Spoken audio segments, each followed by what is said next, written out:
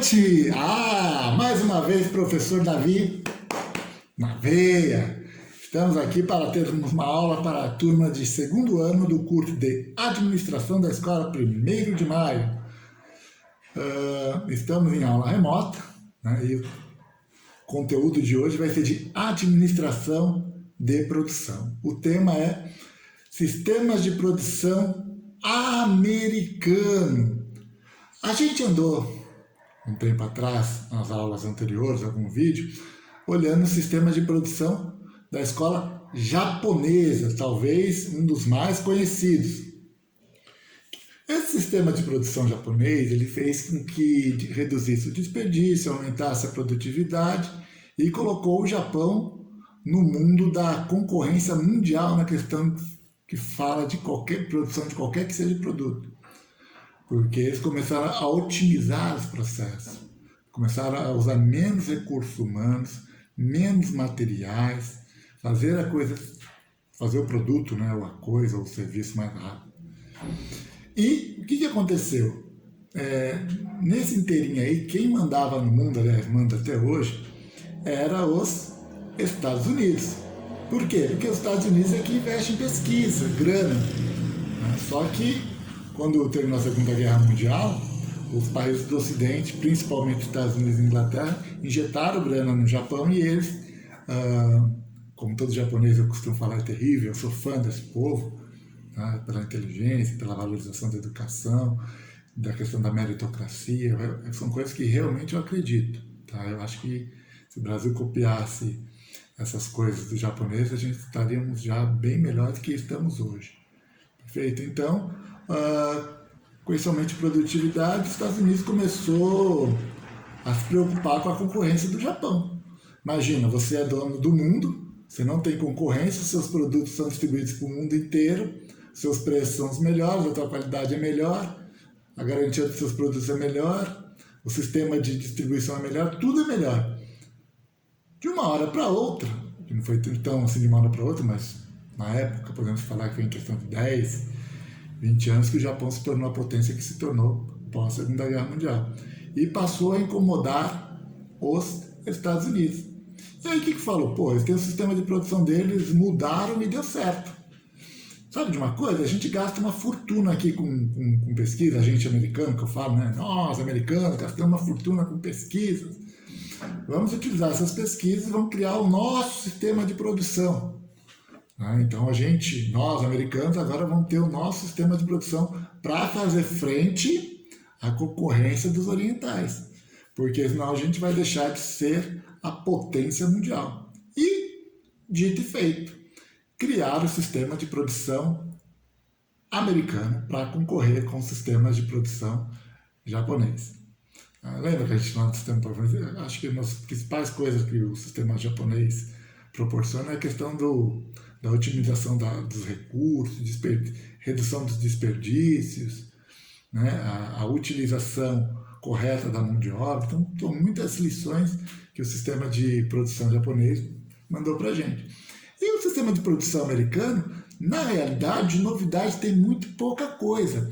Eu costumo falar que o sistema de produção americano seria o quê? Um avanço, uma melhora do que existe ou existia no sistema de produção japonês. Então, o que os americanos fizeram foi, tinha um sistema de produção japonês, ou sistemas, né? Vamos olhar esses sistemas e vamos criar os nossos sistemas de produção. E aí o professor elencou 4 aí para vocês na apostila. Primeiro sistema que o professor colocou, grifem aí, para o vídeo, vai lá, pega a apostila, coloca na sua frente, pega um marcador de texto e vamos marcar o primeiro sistema de produção americano que nós vamos ver, que é o downsizing. Como o próprio nome diz, ele fala down, o que é? É aumentar ou é diminuir? Quando eu estou down, eu estou para cima ou estou para baixo? Para baixo, diminuir o tamanho, downsize, size tamanho, downsizing, diminuindo o tamanho, ou seja, hoje quando a gente olha algumas empresas, principalmente as brasileiras, né? E quando eu falo empresa, pode ser uma prefeitura, pode ser qualquer coisa que tenha CNPJ. Você olha a pirâmide, está lá, presidente, vice-presidente, diretor, supervisor, coordenador. Então, tá a ordem sair daqui de cima e chegar lá na base da pirâmide é um longo caminho. Isso acontece tanto dentro de uma empresa quanto numa estrutura de uma prefeitura, do Estado, da União. Então, são diversas camadas hierárquicas. E isso dificulta muito o sistema de produção. Porque como pode acontecer, e quase sempre acontece, aquilo que a gente chama de linha cruzada. O presidente ou o diretor dá uma ordem, mas até essa ordem chegar para quem de fato vai aplicá-la, são diversas pessoas. E cada pessoa pode ter uma interpretação de uma ordem à sua maneira. Às vezes de maneira que ela realmente interpreta daquela maneira, ou às vezes porque interpreta da maneira que lhe convém. Perfeito? Então fica muito difícil uma empresa com diversas camadas hierárquicas ter uma produtividade bacana. Então o que ele faz, o downsize? Ele diminui a estrutura, tá vendo aqui? Tá desse tamanho a pirâmide, o que ele vai fazer? Tá diminuindo a base da pirâmide, tá chegando quase aqui embaixo. Pirâmide grande, com diversas camadas, presidente, vice, coordenador, diretor, tal, supervisor, até chegar aqui na base da pirâmide. Olha o tamanho, olha quantas camadas. O que o downsize propõe? Tá vendo o topo da pirâmide? E a base da pirâmide está aqui, aqui embaixo. Então, quando ele diminui as camadas, o que ele faz? Ele aproxima o topo da pirâmide, aqui, topo aqui da pirâmide, com a base da pirâmide. Tá vendo? Uma ordem passa a ser o quê? Muito mais direta. Perfeito? Então, fica muito mais compreensível. Aquilo que foi planejado pelo dono da empresa, pelo setor estratégico da empresa, chega com muito mais compreensão para quem vai aplicar. Perfeito? É isso. Então, eu vou dar um exemplo aqui, por exemplo, existe a CBF. A CBF é um órgão que está tendo problema. E um dos problemas eu já posso apontar para vocês. Mas, professor, não é produção só produção quando você fala produção de industrial? Não. Quando eu falo de administração de produção, é qualquer área relacionada à produção. Pode ser prestação de serviço, pode ser uma empresa administrativa, ou pode ser uma empresa realmente industrial ou comercial. É a administração da produção. Então, quando você vê uma entidade que gera alguma coisa, é produção. Tá? É administrativamente, mas é produção. Então, o que acontece lá? Olha o exemplo aí, sabe quantos vice-presidentes tem a CBF? A última vez que eu vi era mais de 25, acho que eram 27 vice-presidentes. Imagina você ter 27, ou seja, se morreu o presidente, pode morrer 27 pessoas que vai ter quem substituir imediatamente. Não é muita gente, turma. Deu para entender? Agora imagina você ter uma estrutura dessa, passar por presidente, 27 vice-presidentes, aí tem 27 diretorias, ou 54 diretorias, digamos que cada vice-presidente tenha 2 diretorias, digamos que cada diretoria das tenha mais 3 coordenadorias, vira um elefante branco. Para quê? Para gerir um time de futebol, masculino e feminino, aí tem as categorias de base, mas é muito pouca coisa. Perfeito? Muito pouca coisa. O resultado é pífio. Então a gente tem 27 estados no Brasil. Dos 20 times da Série A, acho que deve ter 5 ou 6 estados. Os outros 21 estados não tem um representante. Não tem e não haverá. Não haverá. Times do Norte e Centro-Oeste praticamente não existem. Então, Nordeste também é muito pouco, geralmente só Série C e D. E você monta uma baita estrutura dessa para quê? Para nada. E tem muitas empresas também que é desse jeito, que viram cabidão.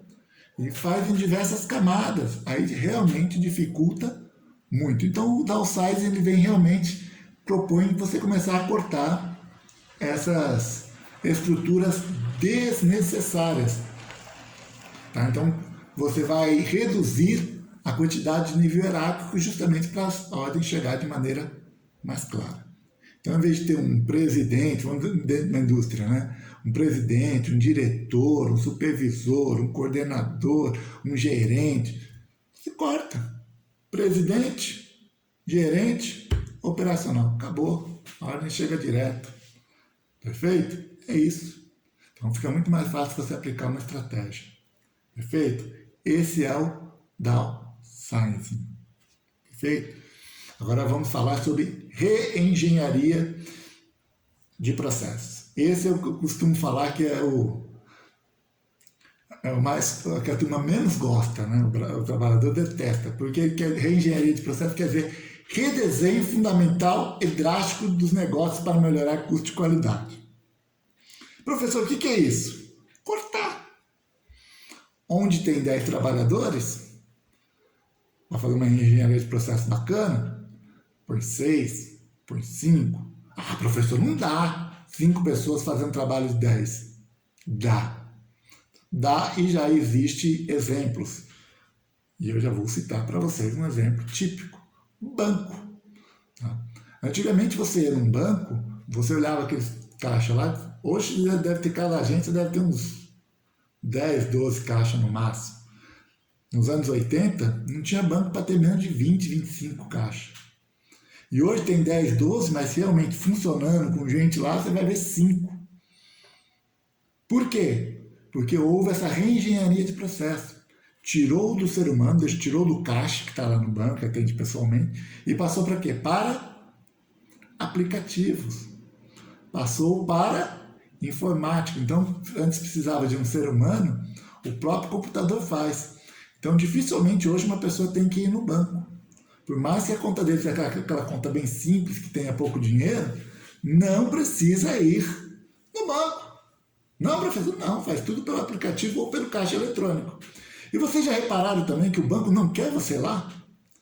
Muitas vezes você vai lá no caixa, quantas vezes você já foi? Não, tem que pagar lá no caixa eletrônico. Mas para pegar a fila aqui, deixa eu fazer. Não, caixa eletrônico. Antigamente era assim, agora nem isso. No que você vai passar numa porta rolante lá, já tem um funcionário. O que você vai fazer? Ah, vou pagar a conta. Eletrônico. Ah, eu quero pagar. É eletrônico. Né? Ou aplicativo. Eles não deixam nem entrar. Tá? Eu tenho conta especial do Bradesco e eu vejo o filtro como é que é. Mesmo eu com conta especial lá tal, a mesma situação. Caixa eletrônica e aplicativo. Eles não querem ver nem minha cara. Aliás, eles querem ver minha cara só se for para vender algum produto, um título de capitalização, seguro, eles querem ver minha cara. Tirando isso, cada vez menos você consegue ir num banco pagar uma conta. Né? Você realmente vai ser sempre atendido por uma máquina. Então isso é uma engenharia de processos. Aí você, teoricamente, melhora a qualidade, a velocidade, você consegue... Você não tem aquele contato direto com o cliente, mas barateia muito, né? Então imagina, antigamente o Bradesco, Itaú precisava de 20, 30 caixas, 30 caixas para atender o público. Hoje você olha lá, deve ter 5 no máximo atendendo. Diminuiu o valor da conta? Aquela tarifa bancária diminuiu? Ó, é mais dinheiro para a empresa.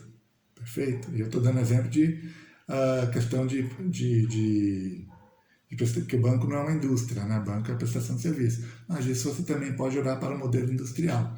Vou dar o exemplo também da fábrica de automóvel, dentro do modelo industrial, quando a gente fazia engenharia de processo. Antigamente você olhava uma fábrica da Fiat, eram milhares e milhares de trabalhadores. Hoje, não passa de poucas centenas. Por quê? Também tudo automatizado. O que antigamente precisava de 3, 4, 5 trabalhadores para montar um carro, hoje o cara praticamente não põe a mão, é tudo automatizado. As pessoas que estão lá para mexer em robôs. Então o robô não cansa. Então, se a empresa precisa trabalhar 24 horas, o robô fica ali 24 horas. E fica só uma pessoa manuseando lá, e esse robô, o que uma pessoa faria, digamos, faz 10 carros, um robô faz 100. Se uma pessoa pinta 5 carros, um robô pinta 50. E basta uma pessoa para estar lá dando os comandos nesse sistema automatizado. Então isso é uma engenharia de processo. Tá? Então qualquer empresa, qualquer prestador de serviço, qualquer indústria pode e deve fazer essa engenharia de processo, se possível. Porque eu costumo falar que o maior custo né, para qualquer CNPJ, é o custo da mão de obra. E aí vocês também começam a perceber que essa questão do aprimoramento profissional cada vez mais necessária. Cada vez a gente está precisando de menos mão de obra pouco qualificada. Então, antigamente, aquele cara ficava só apertando parafuso, rosca, já perdeu o emprego. Hoje só precisa desse cara, mas ele precisa desse cara para quê? Para lidar com eletrônicos. Né? Então, você tem que saber lidar com a parte automatizada, com aqueles robôs que realmente vão fazer o trabalho pesado. E isso assim, pode ser qualquer pessoa. Né? Tem que entender um pouquinho de informática, tem que entender um pouquinho de processamento de dados, tem que fazer curso, tem que entender um pouquinho de inglês, de outro idioma, justamente para poder operar essas máquinas, porque essas máquinas não são fabricadas no Brasil. E aí quando vem o técnico dar o curso aqui, como funciona ou não, dificilmente você vai achar um técnico que saiba falar português. Tá? Ou pior, muitas vezes a empresa pega esse funcionário e manda para treinar fora. Perfeito? Então, a pessoa chega lá no estrangeiro e não sabe dar um oi em inglês ou em espanhol. Então, realmente, cada vez precisa mais dessa questão do aprimoramento da mão de obra. Perfeito? Ficou claro para vocês a engenharia de processo? Então, é o corte drástico de estruturas desnecessárias ou de estrutura, quando eu falo de pessoas desnecessárias dentro de um processo organizacional. Tem que trabalhar com a empresa mais enxuto possível. Já vimos dois sistemas de produção americanos, downsizing e reengenharia de processo. Agora vamos ver o benchmarking. O que é o benchmarking? Como o próprio nome está falando, bench. O que quer dizer bench? Agora acabamos de falar sobre a importância de entender o inglês. Bench, para quem não sabe, é do verbo to bench, imitar. Então, você, nesse processo de benchmark, a sua empresa tem que estar sempre de olho na concorrência, ver o que a concorrência está fazendo certo, o que a concorrência está fazendo de bom, de inovador, e tentar fazer o quê? Imitar. Tudo aquilo que você faz corretamente pode e deve ser imitado. E você tem que prestar atenção nesse tipo de situação, quando é em administração de produção. Esse benchmark, esse termo benchmark, também vai ser usado em administração de vendas, mas lá eu vou colocar no contexto de lá. Aqui nós estamos falando de sistema de produção americano. Benchmark quer dizer olhar os processos da concorrência, olhar o que eles estão inovando, o que eles estão fazendo de bom, o que eles estão fazendo de diferente e tentar jogar para a sua empresa. Vou dar um exemplo. Margarina. Para quem não sabe, margarina não tem gordura animal. Então, pouquíssimo colesterol. É um produto que faz muito mal, tá? Vou deixar isso bem claro, mas não tem tanto colesterol porque é gordura vegetal. E alguém teve a ideia de colocar no processo de produção, vamos colocar na embalagem, colocar aqui 0 colesterol. Só essa frase aí você aumentou 30% a produção do seu produto, o consumo do seu produto. Bastou mudar isso no processo de produção, colocar 0% de colesterol. Então, se eu estou atento, e eu sou concorrente dessa margarina, o que eu tenho que fazer então, na minha embalagem?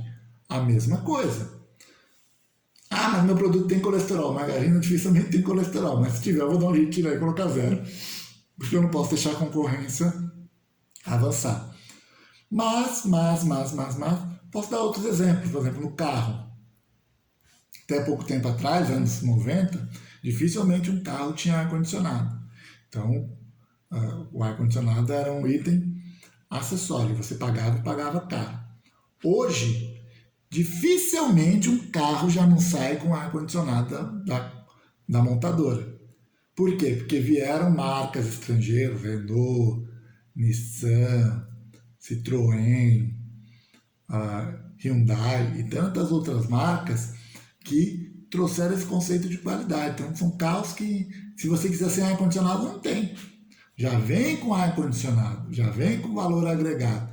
Então, a indústria nacional ficou um tempinho ainda para entender e começar a copiar esse processo, que a indústria nacional, para quem não sabe, eram 4 principais montadoras: Fiat, Ford, Chevrolet e Volkswagen. Então, essas 4 demoraram para imitar essas novas montadoras que estavam chegando com todas essas inovações. Outro processo também que essas montadoras novas trouxeram, garantia de 3 a 5 anos. Antigamente você comprava um carro dessas 4 montadoras nacionais, Fiat, Volkswagen, Ford, Chevrolet, no máximo 6 meses. Na melhor das opções, 1 ano. Então hoje, quem não atualizou o processo aí, quem não imitou, perdeu metade. Então hoje, dificilmente um carro vem com menos de 3 anos de garantia. De 3 a 5. Não existe esse negócio de 6 meses como era antes da questão da concorrência. E aí as indústrias nacionais demoraram um pouquinho para se adequar. Perfeito? Estou dando só 2 itens, mas tem vários outros itens, né? A questão do conforto, da ergonometria do carro, a questão da motorização. Foram várias outras situações que essas 4 indústrias que já estavam aqui no Brasil teve que se adequar, imitando as que estavam chegando aqui com essa qualidade que é exigida lá fora, e aqui não era. Então teve até um presidente da gente que, quando abriu a indústria nacional, porque antigamente não tinha concorrência, né? Isso aconteceu a partir de 1992, com a eleição do Fernando Collor. E uma das frases dele que ele, digamos assim, que ele tenha mitado foi que nossos carros não eram carros, eram carroças. E muita gente ficou brava, mas era uma verdade, nossos carros eram umas carroças. E de lá para cá teve que ter muita melhoria. E hoje o Brasil, questão de carro, está no padrão internacional. Infelizmente, né, os preços também estão com valores bem internacionalizados, né? Então, dificilmente hoje um trabalhador com salário mínimo consegue comprar um carro ou sonhar em ter um carro 0 quilômetro. Perfeito? Então, essa situação também. Tem um lado positivo e tem um lado negativo das coisas, né? Então, nem tudo pode ser tão perfeito assim.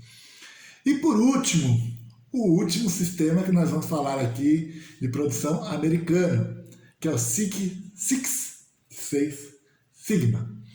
Esse processo de produção ele é um processo estatístico, ou seja, num processo de produção ele procura olhar o que está dando errado e com essa medição estatística ir lá e apontar.